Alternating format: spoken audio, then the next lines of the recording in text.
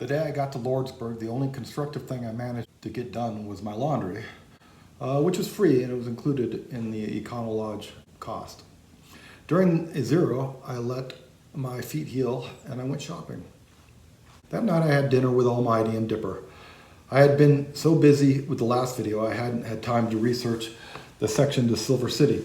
Fortunately, Dipper had, so I cribbed off her notes. Thanks, Dipper.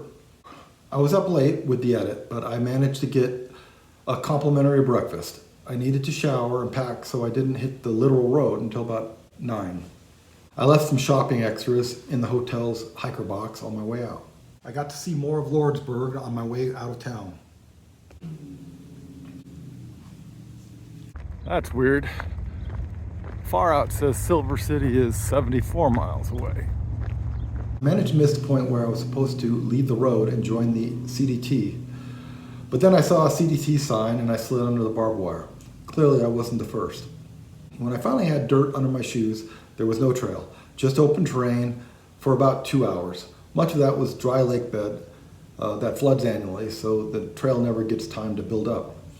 In this stretch, it was 10 a.m. back home, so I called.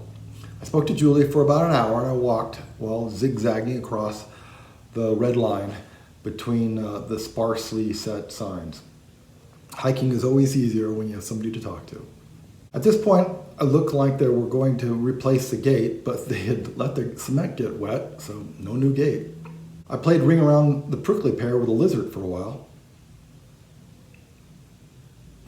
By 1, I had climbed to higher territory and the trail had appeared. Most of the day, I had pretty good cloud cover. He was too busy to say hi on Easter, but I finally spotted him.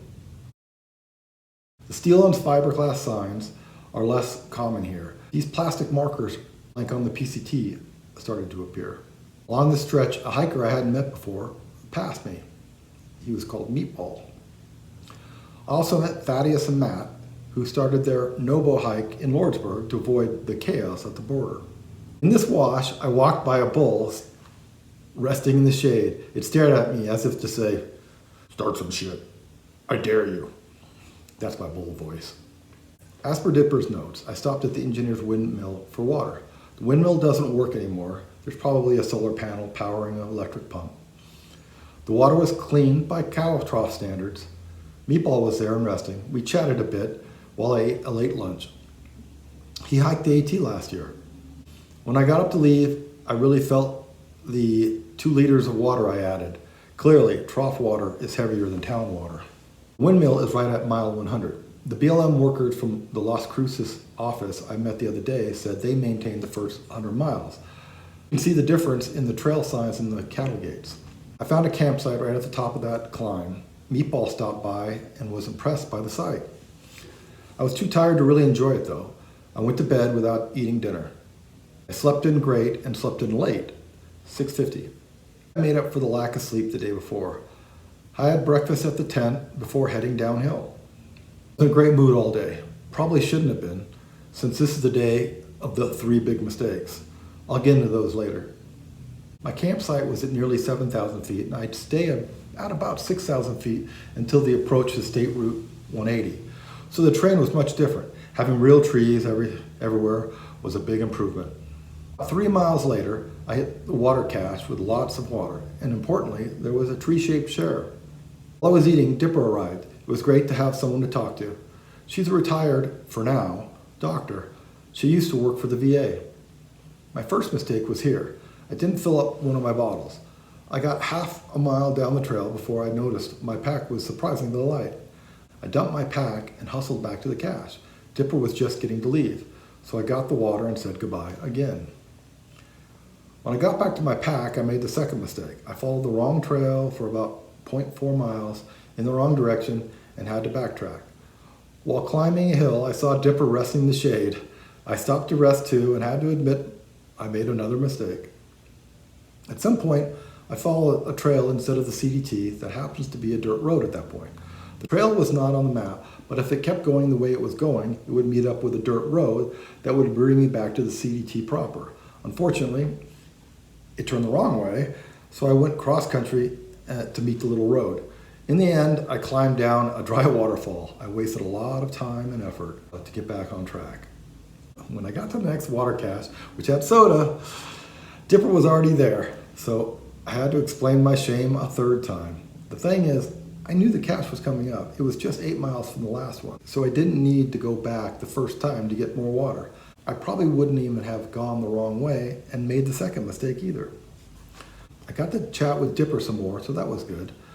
I ate a late lunch there, and just as I was leaving, True Grit showed up. I don't know much about him, but Dipper says he's a vet too.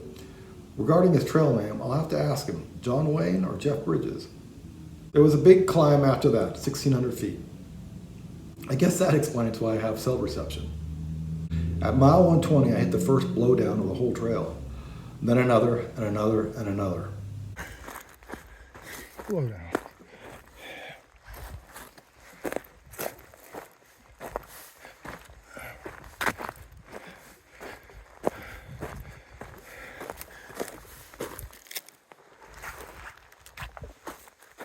Near Burrow Peak, I got a great view.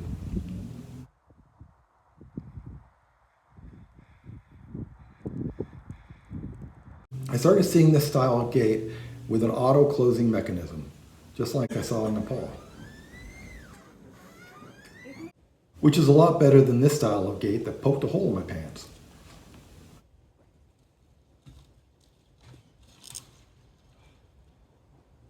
At some point in the evening, the drudgery ruined my good mood, and I just wanted to be done.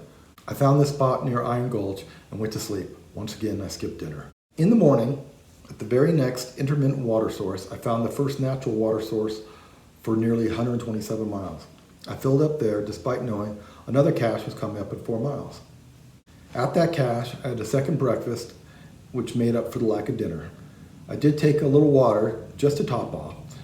I actually cracked the seal of the bottle. Wow, that water was actually recently store-bought. While eating, this stink bug insisted on using my shoe as a shelter. I never got back in my good mood. The day had just felt like work. I put on my hiking playlist even though I wasn't going uphill. A recent addition to the playlist is Red Right Hand, the Peaky Blinders theme. My sister got me into the show a while back. When it comes on, I just have to walk like Thomas Shelby.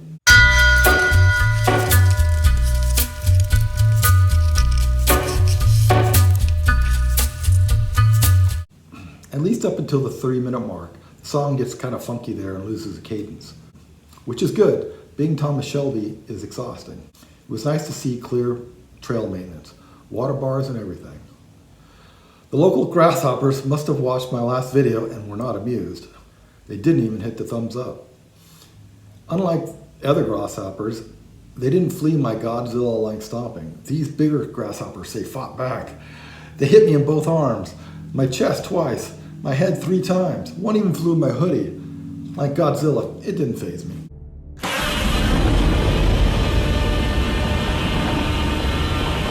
The trail went right over a tank's earthen berm and went by this creepy fairy circle made of bones. According to Far Out, these spots are the first ones worthy of being called a campsite. It was at mile 137. Don't worry, the next ones are just 66 miles ahead. Worn out, I took more breaks than usual. Finally, in the late afternoon, I reached Saddle Rock Canyon riverbed. It's a flat stretch that brings you to State Route 180. A section of the canyon is blocked off from off-roaders. In there are an impossible number of mosquito eaters. They fly in formation around you like bombers resupplying Europe. A couple places, the ground was alive with them, squirming about. Also in the protected area, there was groundwater for only the second time in 150 miles. As I approached State Route 180, I passed some of the off-roaders and a horseback rider that were loading up after the day of fun. These were the first people I'd seen all day. Then I saw a black sprinter van. It was Margarita, Cisco, and Cisco's aunt. They had made it to town and were staying the night in the canyon. I decided I wouldn't hitchhike to town, but if someone offered me a ride, I was just about to road walk 2 miles of the 13 miles to town before setting up my tent on the side of the road. Well, I didn't even quite get to the highway. A couple of the off-roaders offered me a ride, so I got to speed run to town.